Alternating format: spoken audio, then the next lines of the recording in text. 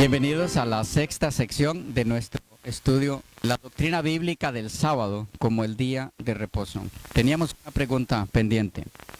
¿Qué en cuanto a la epístola de Bernabé? ¿Está este documento libre de antijudaísmo? ¿O tiene el mismo problema de diálogo con Trifón? Decíamos que para efectos de esto podemos leer un poco sobre lo que Ramón Trevijano Echeverría, autor católico de patrología, dice, comentando acerca del autor de la carta a Bernabé. Él dice así: si el documento es unitario, su antijudaísmo y su probable composición tardía lleva a excluir que el autor haya podido ser Bernabé, el compañero de Pablo en el viaje misionero de Hechos 13:15. Este mismo autor agrega que ningún autor eclesiástico posterior ha ido más allá de Esteban, tan lejos como Vero, ni Justino en su polémica con el judaísmo a mediados del siglo II, ni Ireneo a fines del segundo siglo, ni Clemente Alejandrino, ni Tertuliano, siglo II y III, han calificado la historia de Israel y su culto de perversión diabólica.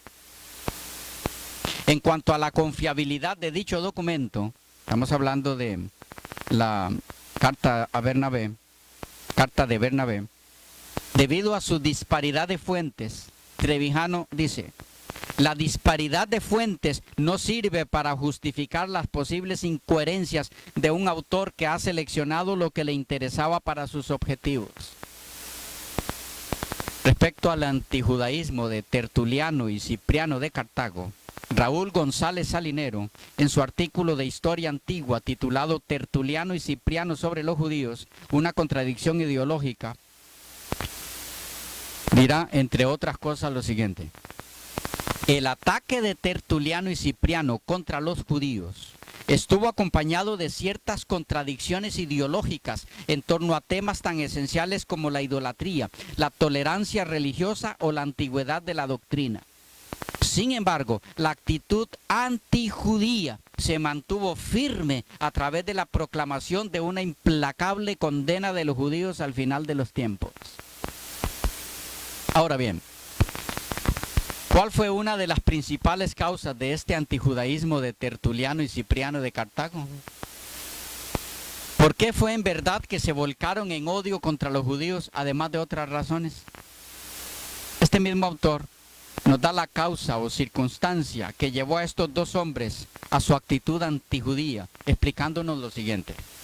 Dice él textualmente: puede decirse sin reparo alguno que la actitud tolerante de casi todos los emperadores romanos arranca de la política favorable a los judíos llevada a cabo por Julio César, el cual hizo grandes concesiones como la retirada de impuestos, la libertad religiosa, el respeto a las leyes y costumbres judías, etc.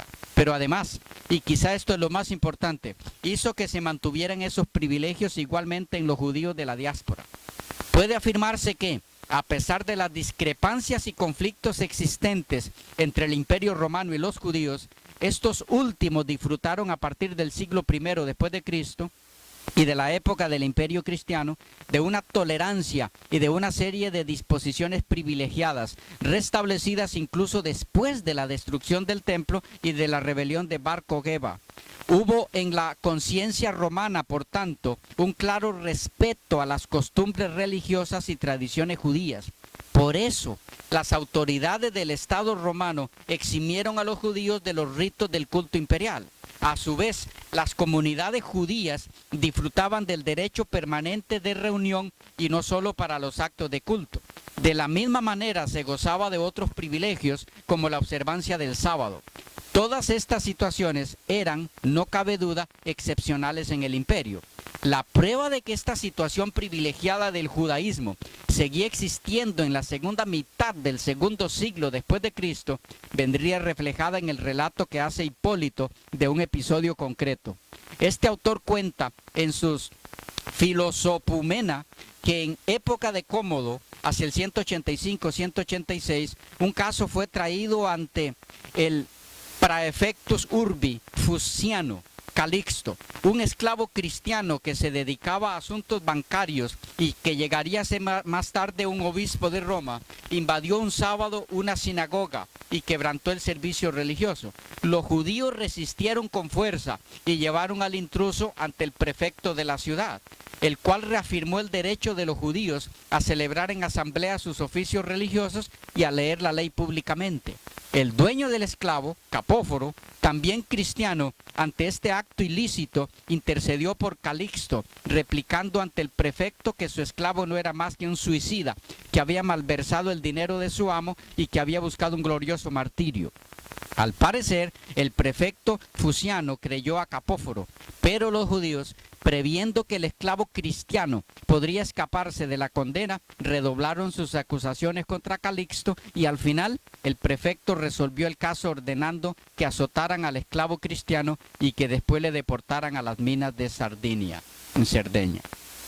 Sigue diciéndonos este autor, en tiempos de Tertuliano y de Cipriano y en el norte de África, esta situación de los judíos con respecto a la actividad favorable que el Estado romano mostraba hacia ellos no cambió en lo sustancial. En esta época, los judíos disfrutaron de una calma política y su religión siguió siendo reconocida o al menos tolerada oficialmente.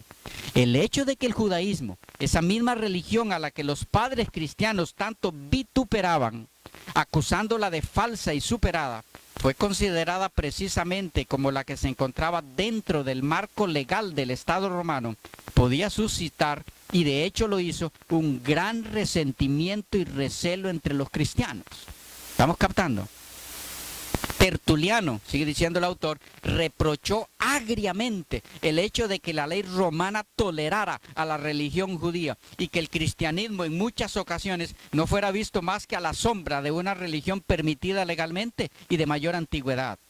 La separación del cristianismo y el judaísmo hizo que el cristianismo, se encontrara desamparado jurídicamente. Nuestro autor, después de demostrar con documentación histórica de peso otras situaciones que evidencian el antisemitismo de Tertuliano y Cipriano, concluye diciendo, por todo lo dicho hasta ahora, se hace evidente pues que en Tertuliano y Cipriano existía una clara y definida actitud antijudía y que por otro lado el cristianismo seguía dependiendo en algunos casos del judaísmo, lo que explica que en sus ataques hubiera a veces implícitas algunas contradicciones. Con este panorama histórico estamos en mejores condiciones de entender que la razón por la que los padres de la iglesia del primer siglo y otro después, el segundo, hablan con tanto desprecio contra el sábado, no era en sí por lo que el sábado significaba, sino por quienes eran sus observadores o los que lo guardaban. El antijudaísmo los cegó de tal forma que su odio hacia los judíos lo dirigieron hacia el sábado. Y en su desesperada situación echaron mano de lo primero que les vino a la mano, a fin de no ser catalogados como observadores del día que guardaban sus enemigos. Y les vino como anillo al dedo la resurrección de nuestro Señor en el primer día de la semana, para hacer de tal institución un día sagrado, del día en que ocurrió. Es decir, del sábado por el domingo, de cambiar el sábado por el domingo. Por supuesto que la única razón real para guardar el domingo como día de reposo, nunca sería dicha por ellos. Eso sería rebajarse ya demasiado. De tal forma que lo que dejaron plasmado en sus escritos fue que se debió a la resurrección de Cristo.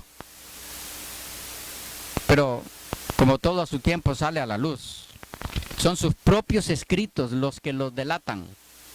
Ante sus aseveraciones con las que, en lo que a este asunto se refiere, el día de reposo, han faltado a la humanidad al no hablar con la verdad.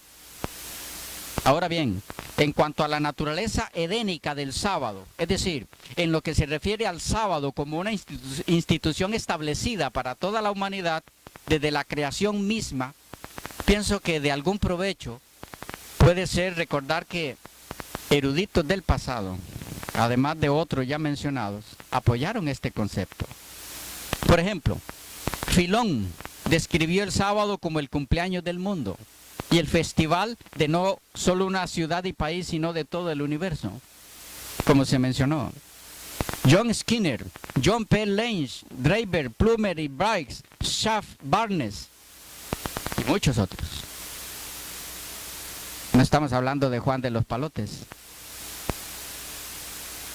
Otros eruditos contemporáneos que reconocen el sábado como una ordenanza de la creación son Walter Elwell, quien declara que el marco del sábado en el relato bíblico de la creación implica que es una de aquellas normas del Antiguo Testamento que eran para todos los hombres y no solamente para Israel. Por su lado, Gordon Wenham dice, la idea del sábado es tan antigua como la de la misma creación. J.G. Murphy agrega, el acto solemne de bendecir y santificar es la institución de un orden perpetuo del descanso del séptimo día, de la misma manera como la bendición de los animales denotaba una perpetuidad de su propia multiplicación, y la bendición dada al hombre indicaba además una perpetuidad del dominio sobre la tierra y sus productos. A manera de conclusión de esta breve respuesta a la tercera propuesta en análisis, a saber, que el sábado es de origen judío como resultado de una crisis judaica y no una institución originada en la creación por Dios mismo, sirvan las tan oportunas declaraciones de tres distinguidos eruditos bíblicos que, aunque observan el domingo como día del Señor, cosa un poco difícil de entender de paso, no han podido dejar de reconocer este origen edénico del sábado como día de reposo y su carácter universal y no racial o nacionalista. Me refiero en primer lugar a John Charles Ryle en su obra conjunta con Archibald A. Hood, La importancia del Día del Señor. Ese es el libro de Publicaciones Aquila, España, en el 2004. Este folleto de 48 páginas es un extracto de su libro Knots Untied, Nudos Desatados. En su prefacio dice, este libro, con base en el fundamento de la palabra de Dios, es tan oportuno ahora como cuando se publicó por primera vez hace más de 100 años. Antes de leer algunas declaraciones de este libro, un poco de información acerca del autor, para que estemos claros respecto a de quién estamos hablando. John Charles Ryle, 1816 a 1900, fue un ministro de la Iglesia Anglicana. A los 64 años se convirtió en obispo de Liverpool. Ocupó ese cargo hasta su muerte, 20 años. En el anuncio de la palabra, Ryle estaba en la tradición reformada. Traducciones holandesas de sus obras, en parte debido a su enfoque práctico, están siendo ampliamente leídas. Algunas de sus obras escritas, entre muchas otras, pensamientos expositivos en Mateo, pensamiento expositivo en Marcos, pensamientos positivos sobre Lucas, pensamientos positivos sobre Juan, los líderes cristianos del siglo pasado, la religión práctica, la santidad, su naturaleza, obstáculos, dificultades y raíces, luz de los viejos tiempos. Todo eso desde 1856 a 1890. Todos esos libros. Para más información sobre quién fue J.C. Ryle, puede verse en los enlaces ofrecidos por Wikipedia. Y ahora vayamos a sus declaraciones, sin comentarios extras de este servidor. De día de reposo en día de reposo, todo mortal vendrá a postrarse delante de mí, dice el Señor. Estoy leyendo textualmente de su libro.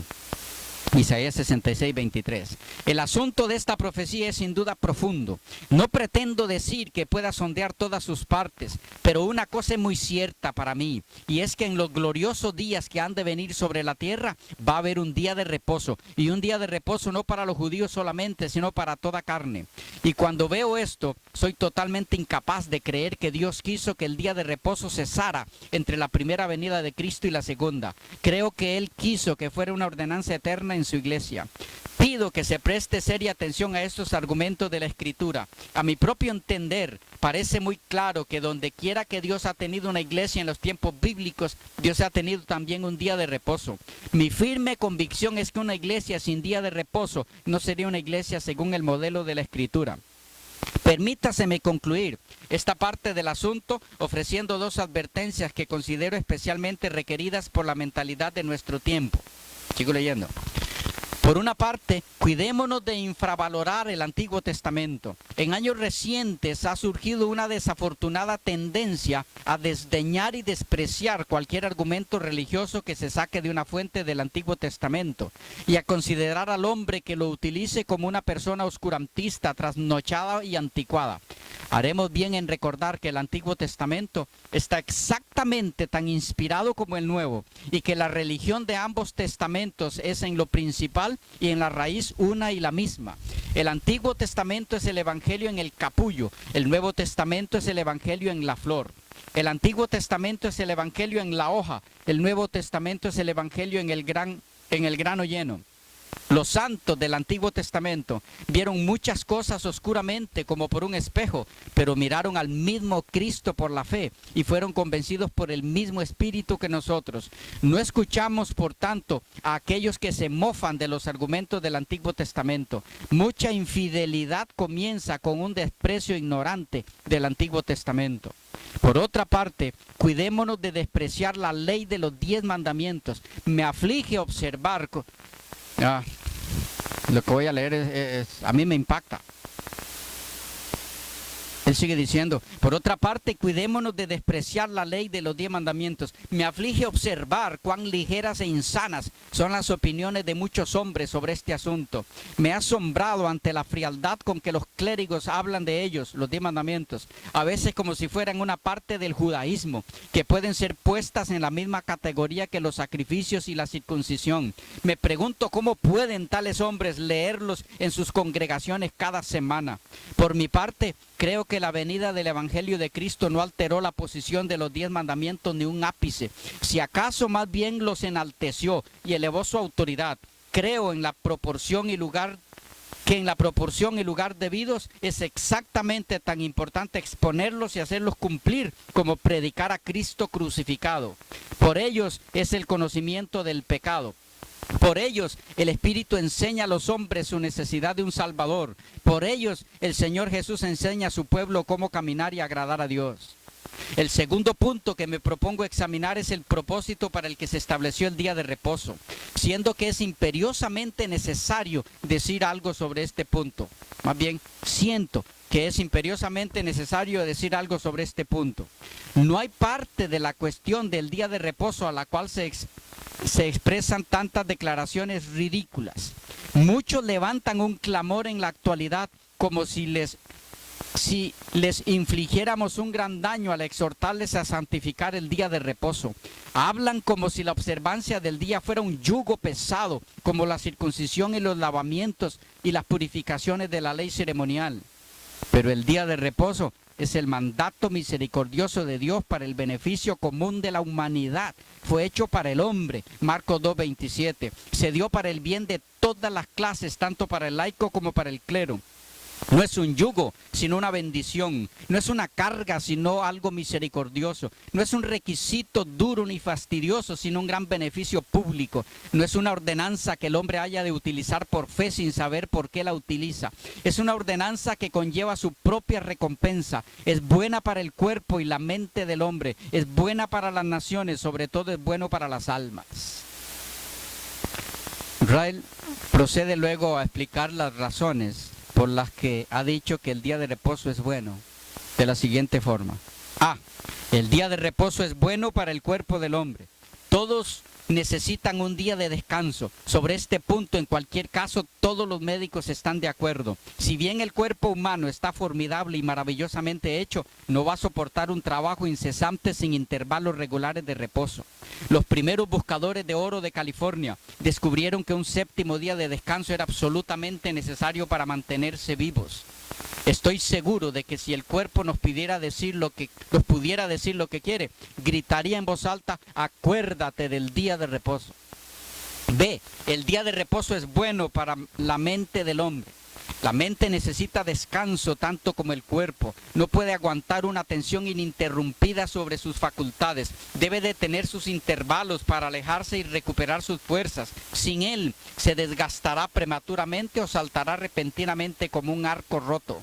El testimonio del famoso filantrópico Wilberforce sobre este punto es muy llamativo. Declaró que solo podía atribuir su propia capacidad de resistencia a su observancia regular del día de reposo. Recordó que había observado cómo fallaban al final repentinamente algunos de los intelectos más grandes entre sus contemporáneos y cómo sus poseedores tenían un triste final. Y en cada caso de naufragio mental, la verdadera causa era la negligencia de su actitud hacia el cuarto mandamiento. C. El día de reposo es bueno para las naciones. Tiene un enorme efecto tanto sobre el carácter como sobre la prosperidad temporal de un pueblo. Creo firmemente que un pueblo que regularmente descansa un día entre 7 trabajará más y hará un mejor trabajo que un pueblo que nunca descansa en absoluto. Sus manos serán más fuertes, sus mentes serán más claras, su poder de atención, aplicación y constante perseverancia será mayor aún, será mucho mayor. D. Finalmente, pero no menos importante, el día de reposo es puro bien para el alma del hombre. Para atender esos intereses, los del alma, adecuadamente, debe haber un día especial apartado de los demás. Debe haber un tiempo regularmente para examinar el estado de nuestras almas. Debe haber un día para probar y comprobar si estamos preparados para un cielo eterno. Si le quitamos al hombre su día de reposo, su religión se quedará pronto en nada. Por regla general, hay un tramo de escalones que va regularmente desde ningún día de reposo a ningún Dios. Sé bien que muchos dicen que la religión no consiste en guardar días y épocas. Estoy de acuerdo con ellos. Soy bastante consciente que hace falta algo más que la observancia del día de reposo para salvar nuestras almas. Pero quisiera que tales personas nos dijeran simplemente qué tipo de religión es la que enseña a las personas a no guardar días santos en absoluto. Sé bien que hay algunas personas buenas que argumentan que todos los días deben ser santos para el verdadero cristiano y sobre esta base se desaprueban la santificación especial del primer día de la semana. Recuerden que es el día que él guarda. Respeto las convicciones que en conciencia tienen tales personas. Iría tan lejos como cualquiera en contender por una religión de todos los días y en protestar contra un cristianismo de menos días de reposo. Pero me satisface que la teoría es insana y antibíblica. Estoy convencido de que tomando la naturaleza humana como es, el intento de observar todos los días como un día del Señor nos daría como resultado el no tener un día del Señor en absoluto. Nadie, sino un completo fanático, me imagino, diría que es erróneo tener tiempos asignados para la oración privada, sobre la base de que debemos orar siempre. Y pocos, estoy convencido, que miran el mundo con los ojos del sentido común, no verán que para que la religión tenga pleno efecto sobre los hombres, debe haber un día a la semana apartado para este fin. La declaración es extensa, pero resume en una forma tan clara la realidad, la vigencia actual del Día del Señor. Aunque, desdichadamente, mientras está hablando él del Día del Señor el sábado, cuando habla de su aplicación actual está haciéndosela el domingo. Ese es otro tema que algunos han preguntado, ¿y cómo es posible que autores con semejante conocimiento y ahora guardan el domingo? Ese es otro tema que veremos en las siguientes secciones. ¿Por qué? Porque personas de tanto renombre también se añadieron al cambio del día de reposo, pero lo veremos en otras secciones.